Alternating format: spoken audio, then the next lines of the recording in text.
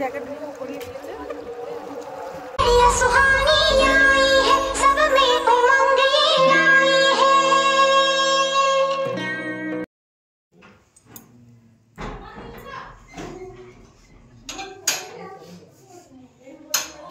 আমরা ঘুরতে চললাম, কোথায় চললাম সেটা তোমাদেরকে দেখতে হবে।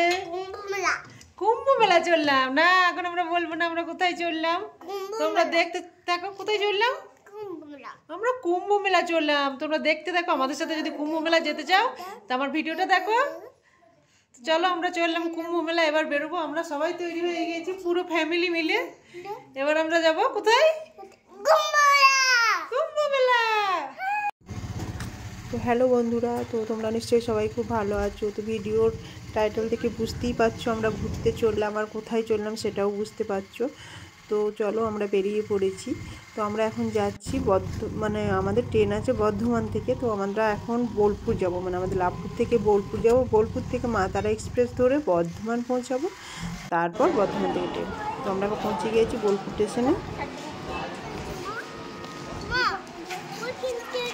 হ্যাঁ ওখানে ট্রেন আছে, জানি তো ওখানে ট্রেন আছে।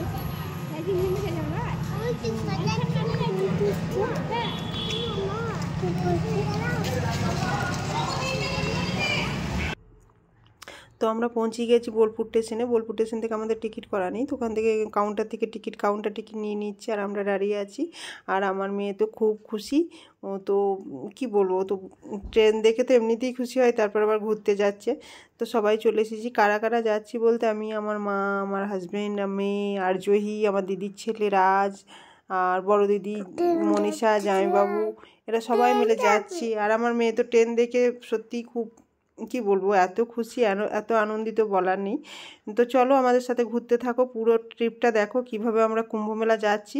আর এই ভিডিওটা অনেক দিন আগেই, ধরো আমি কুম্ভমেলা শুরু হওয়ার 1 সপ্তাহ পরেই গেছিলাম, কিন্তু ভিডিওটা পাবলিশ করতে একটু দেরি হয়ে গেল, কারণ আমার শরীরটা একদম ভালো ছিল না।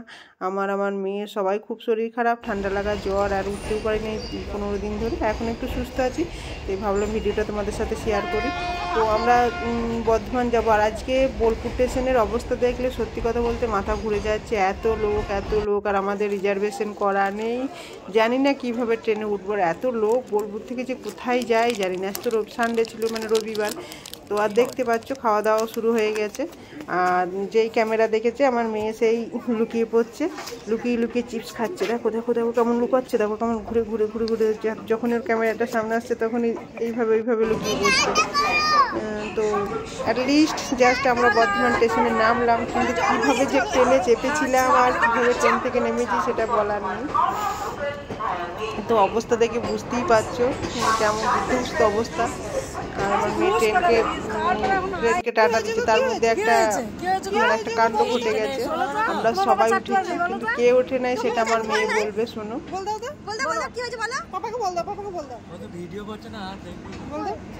বলো পাপা আছে মুখে বলো।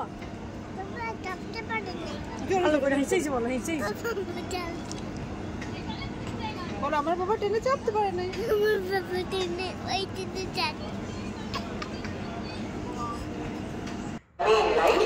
তো এত ভিড় ছিল ট্রেনে যে আর জহির পাপা ট্রেনে উঠতেই পারে না। তো আমরা এখন বর্ধমান স্টেশনে দাঁড়িয়ে আছি, অপেক্ষা আছে, ও পরের ট্রেনে আসছে। মানে আমরা তো সবাই উঠে গেছি, কিন্তু ও লাস্টে ওঠার ছিল, ওর হাতে ব্যাগও ছিল, ট্রলি ব্যাগটা ছিল। তো ব্যাগটা নিয়ে ওই ট্রেনটাই উঠতে পারে না। এত বছরের জীবনে, মানে আমি এত বছর ধরে ট্রেনে যাওয়া আসা করছি, তো এই প্রথমবার এত ভিড় দেখলাম। সে মানে না চোখে না দেখলে বুঝিয়ে বলা মুশকিল আছে কীভাবে ট্রেনে চেপেছি, কীভাবে জাস্ট ওই ট্রেনটা 1 ঘন্টা 45 মিনিটে, মানে মোটামুটি 1.5 ঘন্টায় বর্ধমান পৌঁছে যায়। এটাই রক্ষা করেছে, তাড়াতাড়ি পৌঁছে গেছি। না হলে যে কী হাল হতো, আর কীভাবে দাঁড়িয়ে কীভাবে মেয়েকে নিয়ে এসেছি বাবা।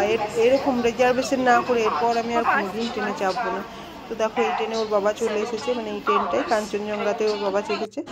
তো কাঞ্চনজঙ্ঘা এই ট্রেনটাও এরকম অবস্থা, এতটাই ভিড়। কাঞ্চনজঙ্ঘা বর্ধমান স্টেশনে এসে দাঁড়াবে। তো এরপর ও নেমে পড়বে, আমরা কোন প্ল্যাটফর্মে আছি বলে দিয়েছি। তো চলো ভালোই বর্ধমান স্টেশন পৌঁছে গিয়েছি। আর যেহেতু আমাদের রিজার্ভেশন ছিল, এই জন্য আমরা এত রিস্ক নিয়ে ট্রেনে চেপেছি, না হলে ট্রেনে চাপতাম না। তো চলো ভালোই সে পৌঁছে গেছে, এখন 7টা বাজেনি। আমরা 1 নম্বর প্ল্যাটফর্মে আমাদের ট্রেন আসবে। আর ওই দেখো বাবা মানে ওই দিকে আছে, তো ঘুরে সিঁড়ি দিকে নেমে এদিকে এলো। তো আসার পরেই তো মেয়ে ওর বাবাকে দেখে খুব খুশি, এতক্ষণ বাবাকে দেখতে পাচ্ছিল না, আমরাও একটু টেনশনে ছিলাম। চলো টেনশন শেষ, তো এখন বসে আছি ট্রেনের অপেক্ষায়। এই 1 নম্বরেই আসবে জব্বলপুর এক্সপ্রেস। তো ওই ট্রেনে করেই আমরা যাব। মোটামুটি ধরো 7টায়, দেখো না। আর এই দেখো এই গাড়িগুলোই নাকি বলছে BMW আছে, তো জানি না, ট্রেনে করে নাকি BMW আসে যাওয়া করে। তো আমরা বসে আছি স্টেশনে, আর সন্ধ্যে 7টায় ট্রেন, ওই ট্রেনে করে আমরা যাব প্রয়াগরাজ। মানে প্রয়াগরাজ চৌকি স্টেশনে আমরা নামবো, ওখান থেকে টোটো অটো যাই পাবো তাতে করে কুম্ভ মেলা। তো ট্রেন আসছে, তো তোমাদেরকে পুরো জার্নিটাই আমি তোমাদেরকে বলবো কিভাবে যাবে, কিভাবে মানে কম হেঁটে যেতে হবে। তো দেখতে থাকো আমার ভিডিওটা। আর এই দেখো আমার মেয়ে হর হর মহাদেব করছে, হর হর মহাদেব।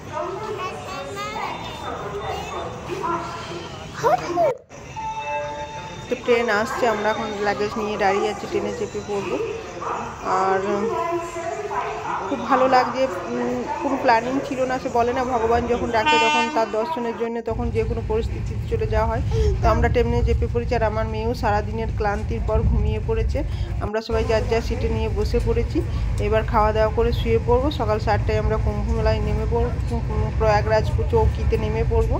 তারপর তো কুম্ভ মেলা যাওয়া। তো খাবার দাবার বাড়ি থেকেই নিয়েছিলাম, সিম্পল খাবার নিয়েছি, কারণ ট্রেনে বেশি বুঝতেই পারছো বেশি তেল মশলা দেওয়ার খাবার খেয়ে শরীর খারাপ হয়ে যেতে পারে।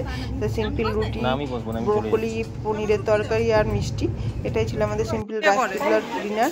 তো ডিনার করে আমরা সবাই শুয়ে পড়েছি। আমার খুব ভালো ঘুম হয়েছে। ঘুমানোর পর আমরা ঠিক টাইমেই ট্রেন ছিল, সকাল 7টার সময় প্রয়াগরাজ চৌকিতে নেমে পড়েছি। সবাই নিজের লাগেজ নিয়ে সবাই বেরিয়ে পড়েছে। এখানেও তাই এত লোক এখানে কিছু দেখতে পাচ্ছি না, জানো তো, শুধু লোকের মাথা দেখতে পাচ্ছি। তো এখন দাঁড়িয়ে গেছি প্রয়াগরাজ, আমরা যাবো, এবার যাবো কুম্ভ মেলায়।